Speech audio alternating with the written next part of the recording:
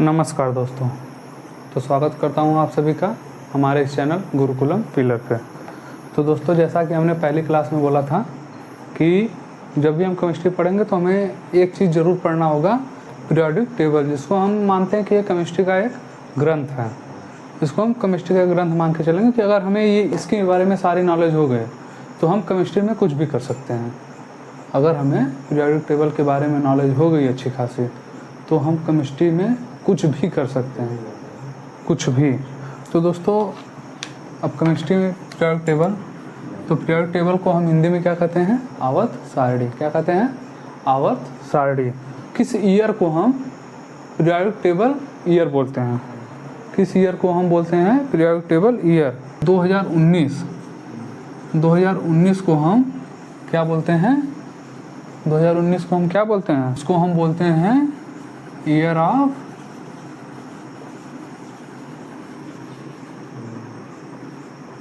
Mendeleev. क्या बोलते हैं? Year of Mendeleev. इसको हम क्या बोलते हैं? Year of periodic table, year of Mendeleev भी बोलते हैं। इसको बोला गया है कि अगर पीरियोडिक टेबल को ईयर, जैसे कि कोई भी डे पड़ जाता है कि मकर संक्रांति डे या फिर गांधी जयंती, तो ऐसे ही बोला जाता है कि पीरियोडिक टेबल ईयर किस ईयर को बोला जाता है। तो पीरियोडिक टेबल ईयर 2019 को बोला जाता है, जिसको बोला जाता है ईयर ऑफ मेंडलीव। अब इसका कोई वो नहीं है कि क्यों बोला जाता है, बस बोल दिया जाता है। ठीक है, तो ये हो गया। अब हम इसके आगे पढ़ेंगे हिस्ट्री, पीरियोडिक टेबल की हिस्ट्री, कि पीरियोडिक टेबल बनाया ही क्यों गया, क्यों बनाया गया पीरियोडिक टेबल। हाँ, इतने एलिमेंट थे, हम कैसे भी पढ़ सकते थे, तो ज़रूरत ही क्या पड़ी पीरियोडिक टेबल बनाने की। हाँ, और कौन कौन से साइंटिस्ट आए जिन्होंने अपने अपने लॉ दिए, तो शुरू से पढ़ेंगे। सबसे पहले हिस्ट्री पढ़ते हैं। बात ये थी कि 1800 सेंचुरी में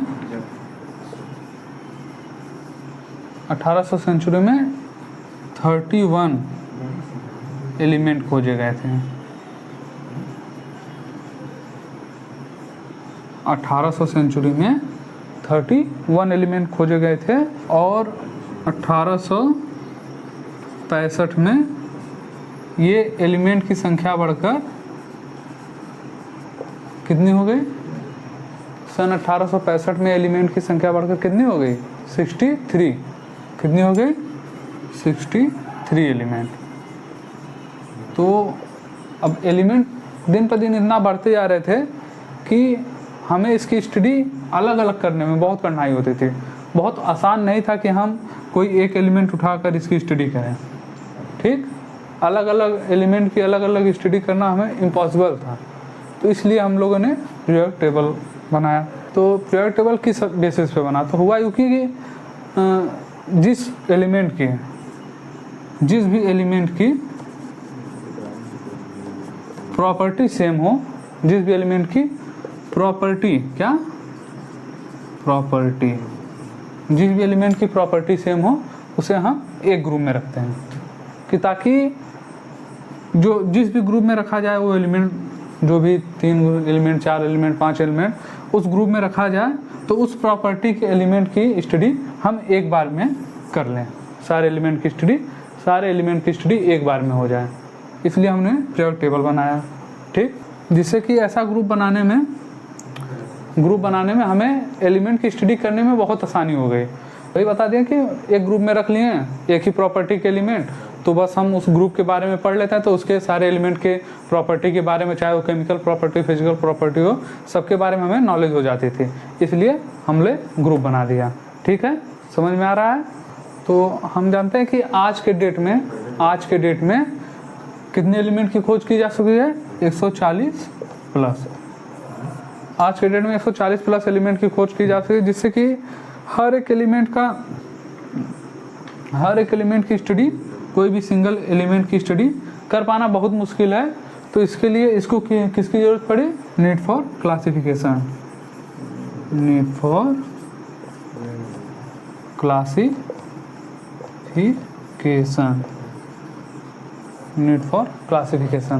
तो जो सबसे पहले नीड फॉर क्लासिफिकेशन का लॉ दिया गया था वो किसके द्वारा दिया गया था?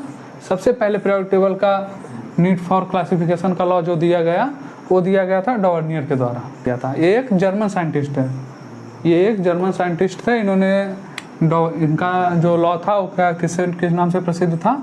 डॉवर्नियर ट्रायड्स। डॉवर्नियर ट्रायड्स है जिसे बोला जाता है त्रिक नियम भी बोला जाता है, ठीक है। तो इनका लॉ था, इनका लॉ क्या था? इनका लॉ एक ट्रायड के ऊपर बेसिस था। तो इन्होंने क्या किया कि तीन एलिमेंट का ग्रुप बना लिया। इन्होंने तीन एलिमेंट का ग्रुप बना लिया, जैसे कि 1 2 3, ये 3 एलिमेंट का ग्रुप है। तो बताया कि ये तीनों के जो प्रॉपर्टी होंगी वो सेम होंगे, ये तीनों की जो प्रॉपर्टी होंगी वो क्या होंगी? सेम होंगी, ठीक है। तो और इन्होंने बताया कि ये जो है, मान लो एक तीन एलिमेंट का हमने ग्रुप बना लिया, ठीक। तो इसमें क्या होगा कि जो ये नंबर 2 का एटॉमिक वेट होगा, इसका एटॉमिक वेट होगा वो क्या होगा? नंबर 2 एलिमेंट का एटॉमिक वेट होगा वो क्या होगा? एटॉमिक वेट ऑफ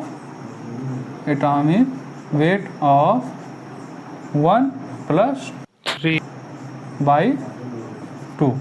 क्या समझे? कि इसका जो एटॉमिक वेट होगा वो इसके और इसके एटॉमिक वेट का आधा होगा। जैसे कि इसका मान लेते 5 एटॉमिक वेट है और इसका 4 हो गया, ठीक।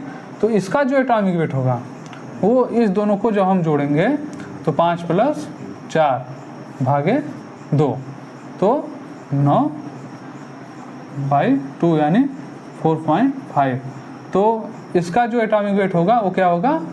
4.5। समझ में आ रहा है? जो 2 का एटॉमिक वेट होगा वो इसके और इसके जोड़ के भागे 2 होगा, ठीक है। और इन्होंने ये जो रूल्स बनाया था वो किस बेसिस पे बनाया था? एटॉमिक वेट के। किसके? एटॉमिक वेट के। किस बेसिस पे बनाया था? एटॉमिक। और ये सबसे पहले साइंटिस्ट है जिन्होंने एटॉमिक वेट के आधार पर ये रूल बनाया था, एटॉमिक वेट के आधार पर, ठीक। समझ में आ रहा है? डॉवर्नियर ट्रायड्स रूल क्या बताया कि ये 3 के ग्रुप बनाए, जो भी एलिमेंट है उसका 3 का ग्रुप बनाए। और ये मान लीजिए जैसे ग्रुप लिए तो इसमें क्या बोले कि जो मान लीजिए 1 2 3 ये 3 एलिमेंट ले लिए, तो ये जो 2 का एटॉमिक वेट होगा वो एटॉमिक वेट ऑफ 1 + 2/2 होगा, ठीक है। और इसका बेसिस क्या था?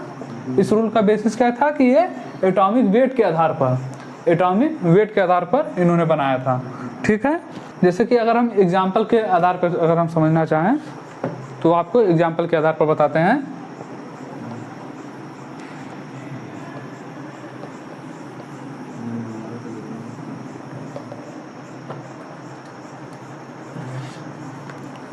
आपको हम एग्जाम्पल के आधार पर बताते हैं।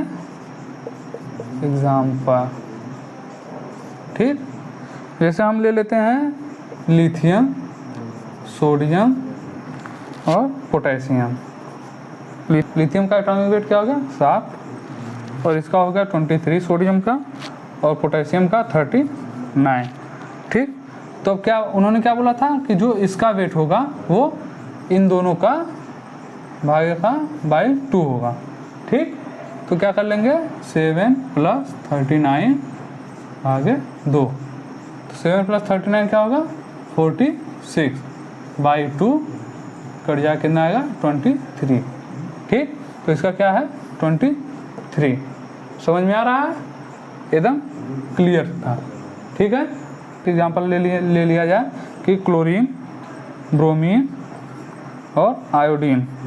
तो क्लोरीन का कितना है? 35.5, ब्रोमीन का 80 और आयोडीन का 127 हो गया। तो अब क्या हो गया? अब इसका देख लेंगे कि इस दोनों का जोड़ लेंगे 35.5 + 127/2 तो आ जाएगा आपका, अगर इसको हम जोड़ेंगे तो 162.5/2 कितना आ जाएगा? 81.25। कितना आ गया? 81.25, जबकि यहाँ पर 80 है। तो मतलब आसपास भी रहेगा तो चलेगा, इन्होंने इतना बताया था। ठीक, तो अब इनके सक्सेस, इनका जो रूल दिए थे, जो नियम दिए थे, उनके सक्सेस का कारण क्या था?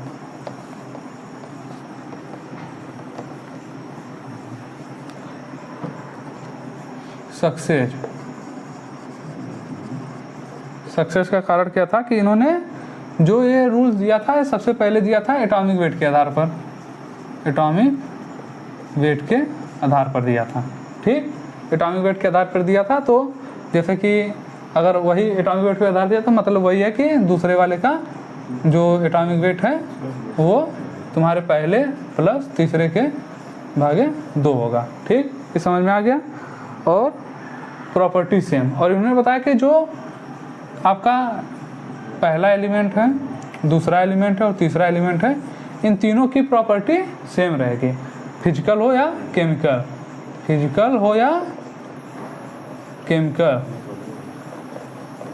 दोनों प्रॉपर्टी सेम रहती है। ठीक है, दोनों की प्रॉपर्टी सेम रहती है, लेकिन इनका जो लॉ है एक जगह जाकर फेल कर दिया। और इन द सेम ग्रुप, जैसे कि अब कोई ग्रुप बना है, उसका हम 3 लेकर चलें, फिर इसका 3 ले लिए हैं, तो उसमें क्या हुआ कि इन द सेम ग्रुप, एक ही ग्रुप में अगर हम 3 पहले ले लिए हैं, फिर यहाँ से 3 उठा लिए इधर 1 बढ़ा के, तो इसमें ये रूल फॉलो नहीं हो पा रहा था।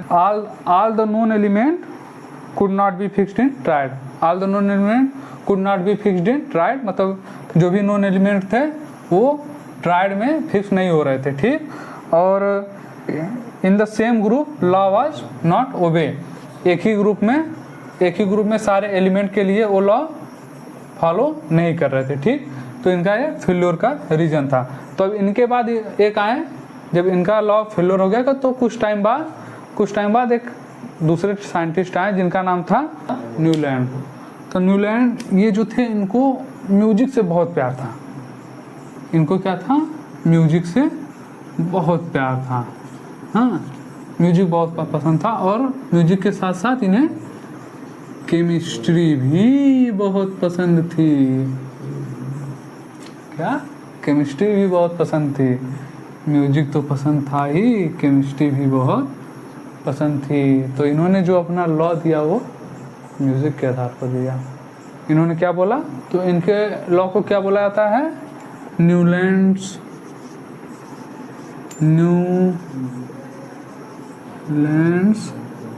Law of Octave.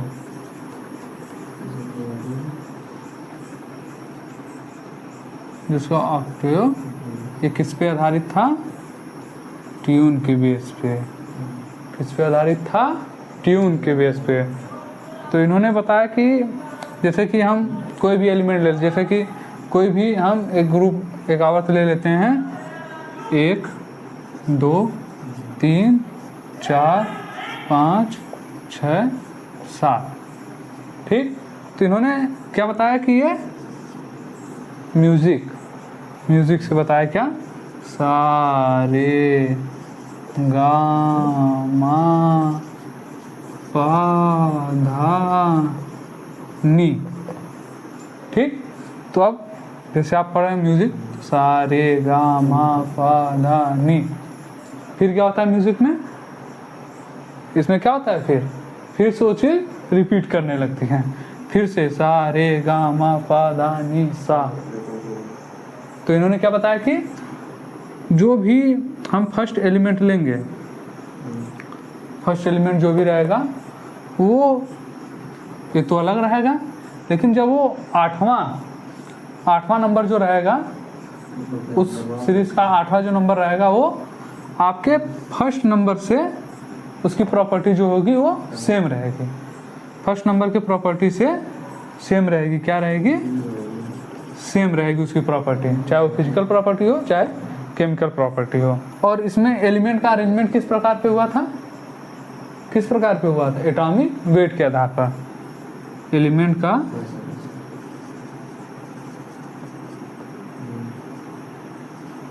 Arrangement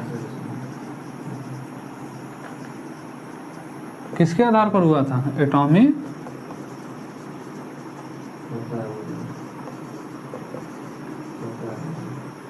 atomic weight के आधार पर।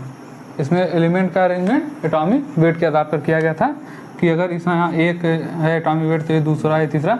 और एटॉमिक वेट कैसे है? इंक्रीजिंग ऑर्डर, एटॉमिक वेट के इंक्रीजिंग ऑर्डर पर जो भी ये अरेंजमेंट था एटॉमिक वेट के इंक्रीजिंग ऑर्डर पर अरेंज था।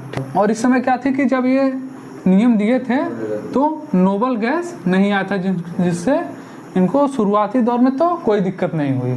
ठीक, इनका रूल फॉलो करता गया हर जगह। तो इसमें क्या था कि नोबल गैस की डिस्कवरी नहीं हुई थी।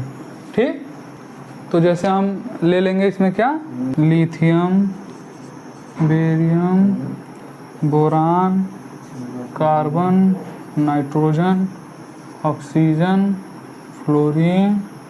हाँ, तो उस समय नोबल गैस की वो खोज नहीं हुई थी तो नोबल गैस को नहीं लिखेंगे। और इसमें तो लिखा है हाइड्रोजन ऊपर रहेगा, लेकिन हम एनसीईआरटी के बेसिस पे पढ़ रहे हैं। जो भी 9th 10th 11th 12th जो भी पढ़ेंगे सब एनसीईआरटी के बेस पे पढ़ेंगे।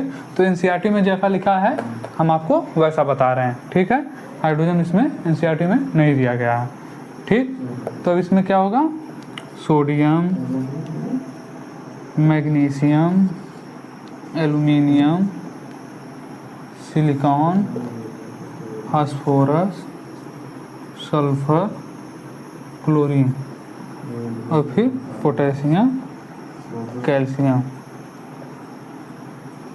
इन्होंने बस कैल्शियम तक ही इन्होंने दे पाया था, जो लाइटर एलिमेंट थे बस उस पर ये रूल फॉलो किया। ठीक, जो लाइटर एलिमेंट थे उस पर रूल एकदम सक्सेस रहा। ठीक, तो इन्होंने अपने लॉ में क्या बताया, इन्होंने अपने लॉ में बताया कि starting from anywhere, starting from anywhere, चाहे आप यहाँ से स्टार्टिंग करें, चाहे आप यहाँ से स्टार्टिंग करें, चाहे आप यहाँ से स्टार्टिंग करें, चाहे आप यहाँ से स्टार्टिंग फ्रॉम एनीवेयर, कहीं से भी आप स्टार्टिंग करते हैं तो उससे जो आठवां एलिमेंट रहेगा, 8वें नंबर का एलिमेंट रहेगा, उसका और जहाँ से आप स्टार्ट कर रहे हैं दोनों की जो प्रॉपर्टी होगी वो क्या होगी, सेम होगी। दोनों की प्रॉपर्टी होगी वो क्या होगी, सेम होगी। जैसे कि आप हम ले लेते हैं लिथियम नंबर 1, इसका 1 नंबर है एटॉमिक वेट, हाँ एटॉमिक नंबर 1 है। तो हम इसमें क्या करेंगे कि तो अगर हम लिथियम ले लेते हैं तो इसमें क्या होगा कि नंबर 1 2 3 4 5 6 7 8 पे क्या आ गया, सोडियम। तो जो सोडियम और लिथियम की प्रॉपर्टी होगी, जो लिथियम और सोडियम की प्रॉपर्टी होगी वो क्या होगी, सेम होगी। क्या होगी, सेम होगी। जैसा इसका वैलेंसी अगर +1 है तो इसका भी +1, ठीक, ग्रुप में है।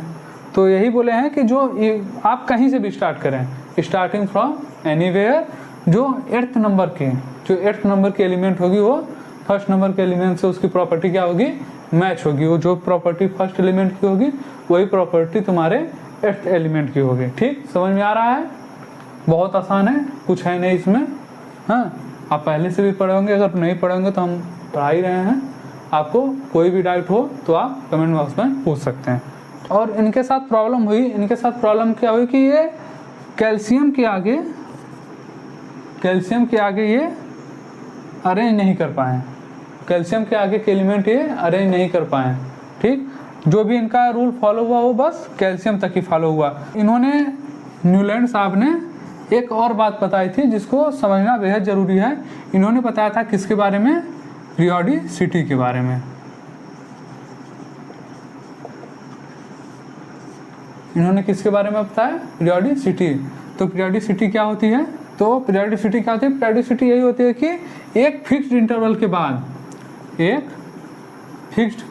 फिक्स्ड इंटरवल के बाद जो प्रॉपर्टीज होती है, जैसे इसमें वही बताया गया कि 1st नंबर का जो एलिमेंट है वो 8th नंबर के एलिमेंट के बराबर होता है। तो वही एक इंटरवल हो गया, एक फिक्स्ड इंटरवल हो गया।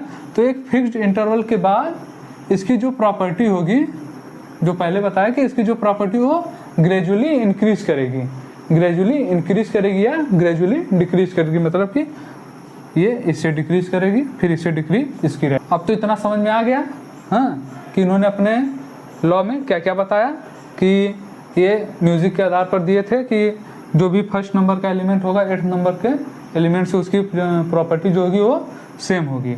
हाँ, और इन्होंने पीरियोडिसिटी के बारे में बताया कि एक फिक्स्ड इंटरवल के बाद जो भी प्रॉपर्टी होती है जैसे फर्स्ट से 8th तक, तो उसकी ग्रेजुअली इंक्रीज करेगी या ग्रेजुअली डिक्रीज करेगी उसकी प्रॉपर्टी जो भी होगी, चाहे फिजिकल प्रॉपर्टी हो चाहे केमिकल प्रॉपर्टी हो।